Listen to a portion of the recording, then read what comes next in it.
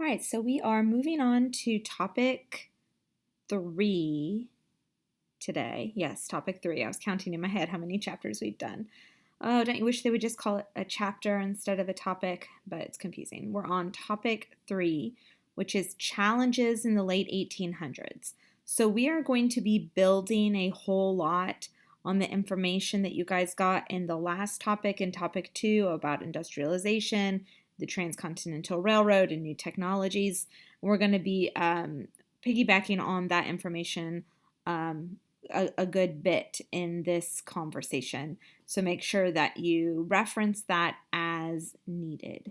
We're going to start our talk today with a discussion of movement out west, and specifically in regard to Native American groups and the conflicts that happen as Western settlers push into Native American controlled territory.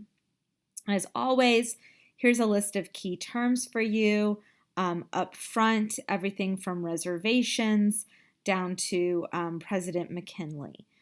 So we are really sort of bridging a gap here, maybe what we would consider to be very old American history to we're going to come out on the other side dealing with a little bit more, what I would consider a little bit more modern American history. So look for that little star when we are going to see a term that you should, at minimum, take note of.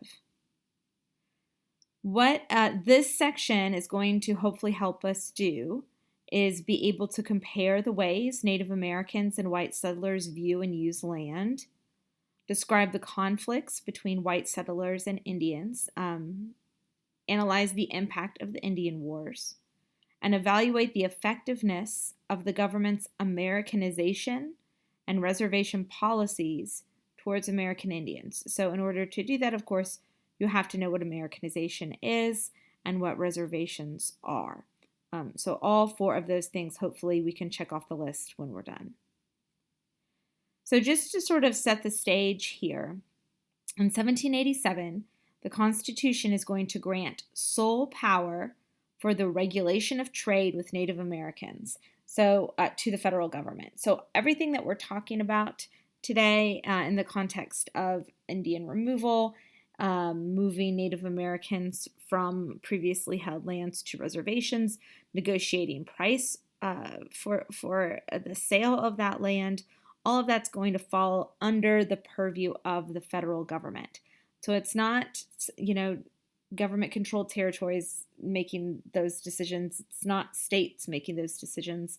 Those decisions are going to be left to the federal government.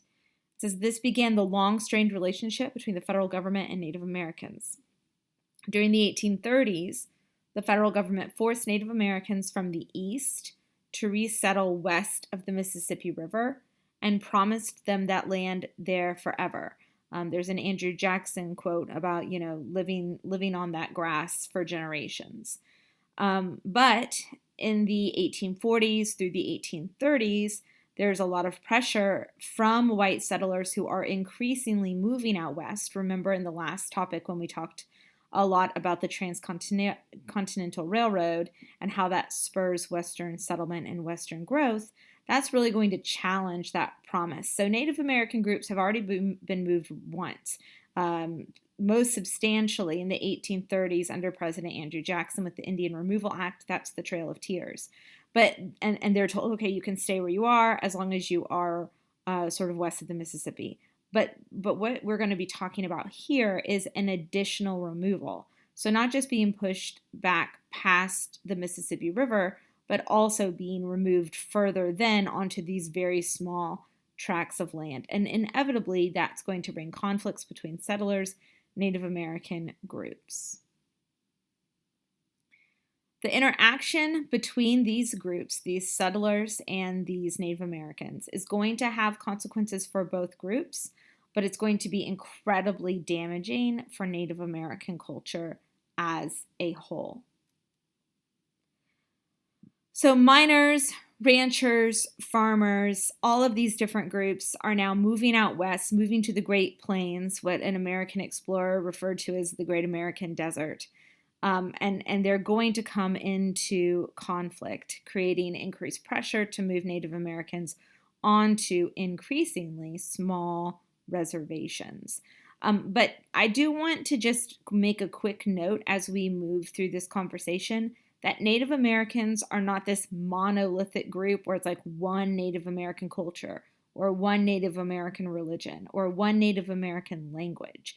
You have many different types of Native American groups living in this area. Some who have been there, for some it's their ancestral home. Others were forced there when they were removed from the East, but all of them have been there long enough to establish a lifestyle there.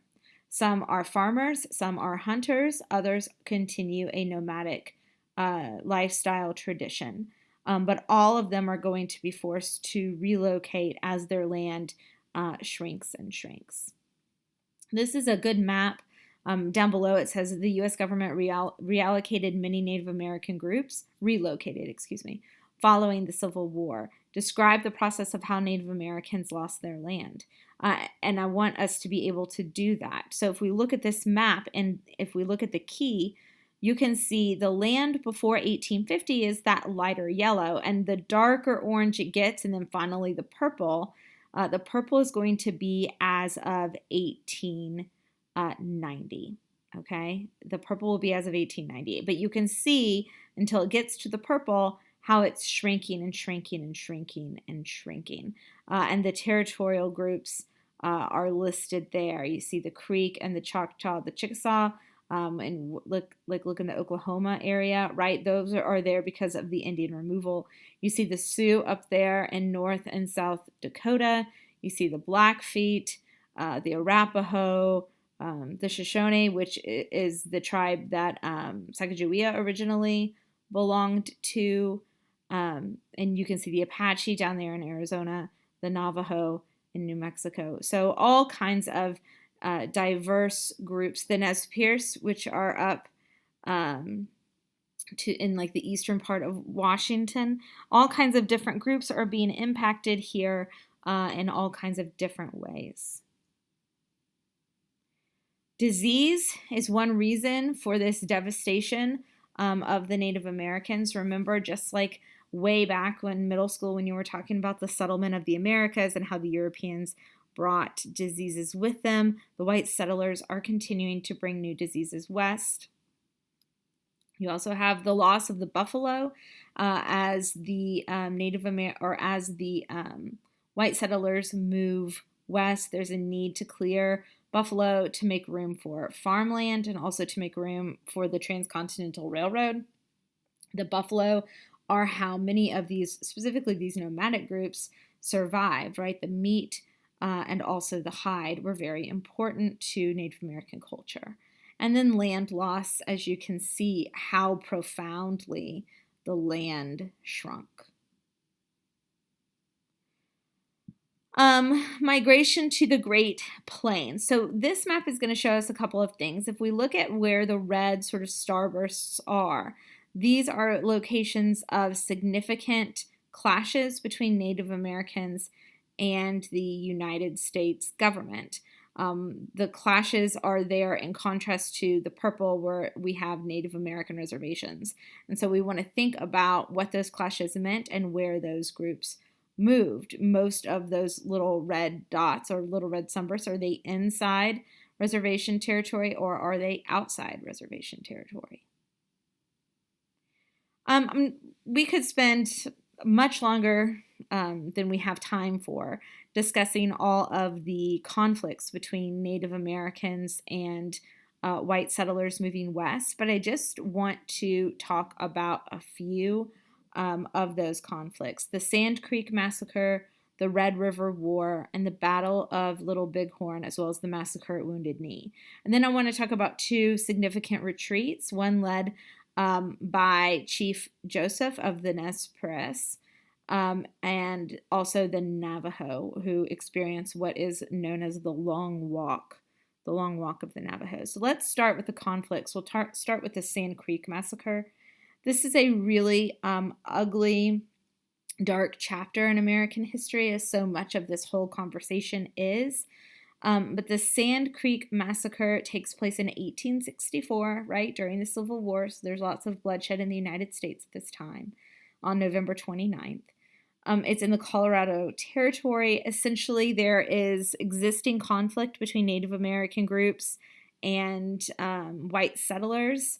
One particular Native American group went to the government and said, we don't want to be part of this. Where can we go so that we will not be accused of wrongdoing or harassed, what have you? So the government said, essentially gave them a little tract of land. But then almost immediately, you see a militia from Colorado coming through, and while most of the men were gone, really brutally murdering women and children in these Native American groups in a very grotesque way. Not that this would be any better, but they don't, the white settlers, this militia group, they don't come in and shoot everyone and leave. They scalp these women and children, in some cases multiple times. They're dismembered.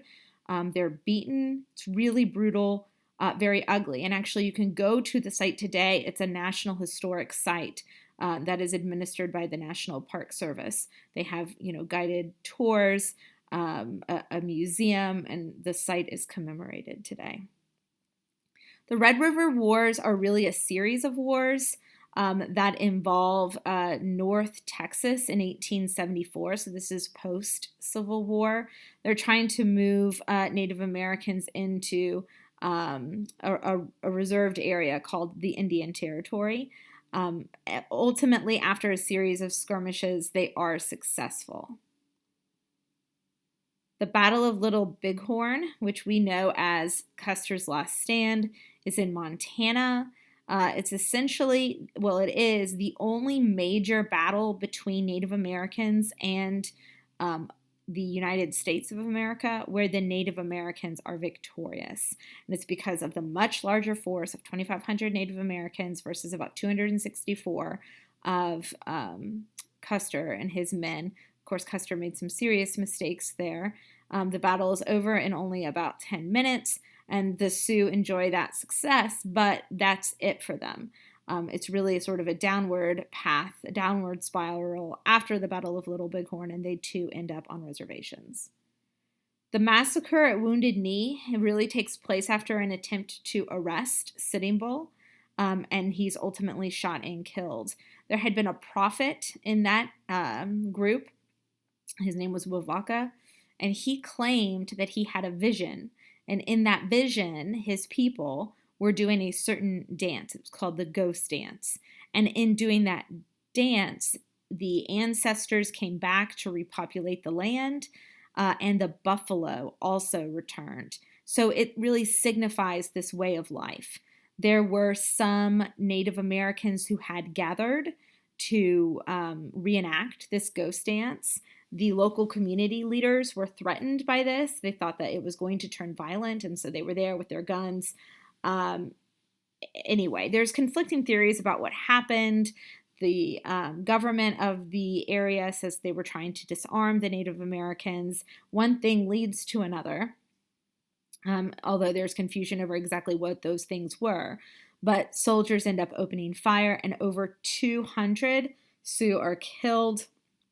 These are men, but also women and children. And Wounded Knee is the last sort of organized Native American resistance before they are all moved to reservations.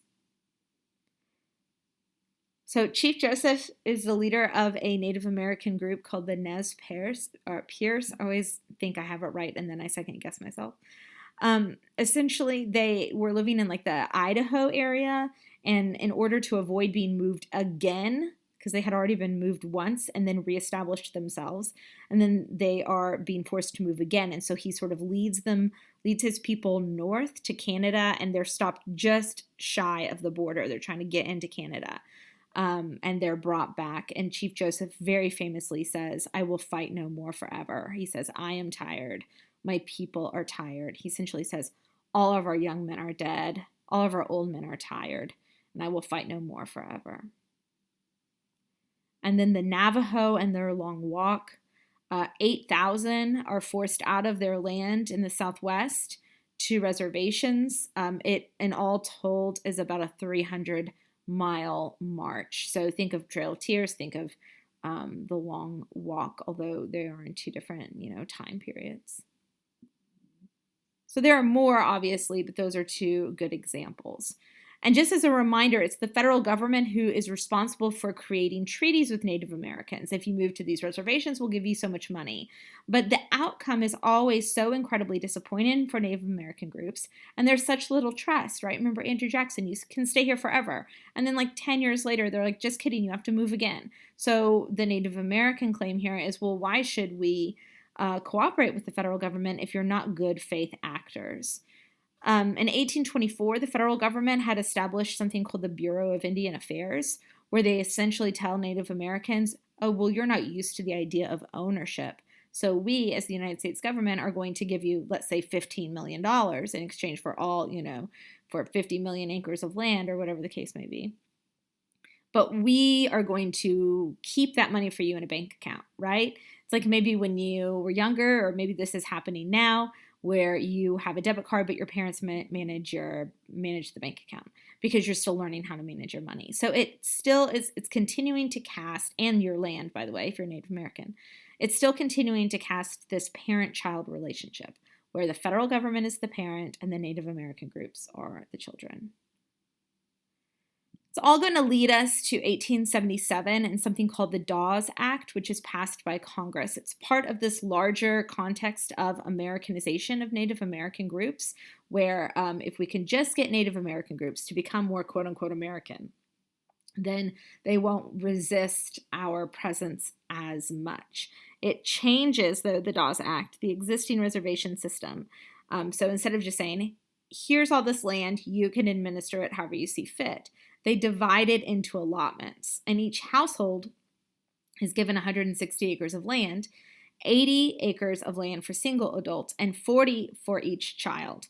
And then the remaining land is sold to American settlers. So it's a way for the U.S. government to say, oh, well, we gave you all this land, but we've already killed so many of you that you actually don't need all of it. You need a much smaller amount. So we're going to go ahead and sell off the rest of this land to white settlers. And by the way, we are then going to place that profit into a trust. So it's yours, but you can't touch it yet until we deem that you can be smart and make smart decisions with your money. If you work a plot for 25 years, then you can keep your land. It's a long time. The policy is a massive failure. And by failure, I mean for Native American groups. It doesn't build trust, it doesn't help Americanize, and it doesn't help them, let's say you're talking about groups who are used to living in the Southeast and you move them to the far Northwest. They don't know how to farm that land, right? You're taking a nomadic group and you're telling them to settle down and farm, and that's not their cultural experience. So it has really disastrous effects on Native American groups. This is a really telling political cartoon.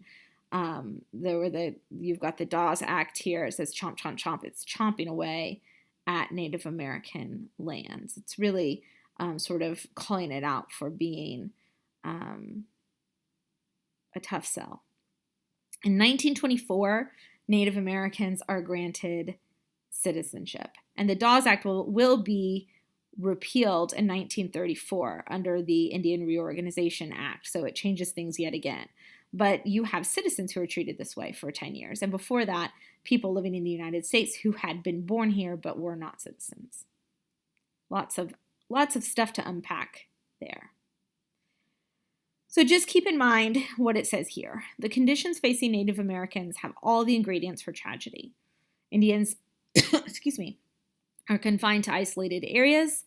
They are regularly ravaged by poverty and disease. The government, intentionally or not, failed to live up to many of the promises made to various Native American groups. There's lots of frustration that ultimately leads to violence. Guns replace treaties as the government defeats Native Americans who are openly rebelling. But also remember that the Native American the reservation policy is a failure. It doesn't work. It's costly in human terms and also economic terms. And Native Americans don't, quote unquote, assimilate and Americanize in the way that the U.S. government had hoped they would. They would even take kids, out of the family home and send them to boarding schools out east, and saying, well, if we can at least get the kids, then once the parents and that generation grows up and dies, then you won't have those issues anymore. So just something to keep in mind as we move forward. The mistreatment of the Native Americans in our country is really a sad and tragic chapter in American history. And I shouldn't really call it a chapter, because you could argue that it's ongoing. Reservations today are some of the places with the highest rates of poverty in this country. There are places without running water, even on Native American reservations. So again, something to keep in mind. Reach out if you have any questions, and we will continue this conversation shortly.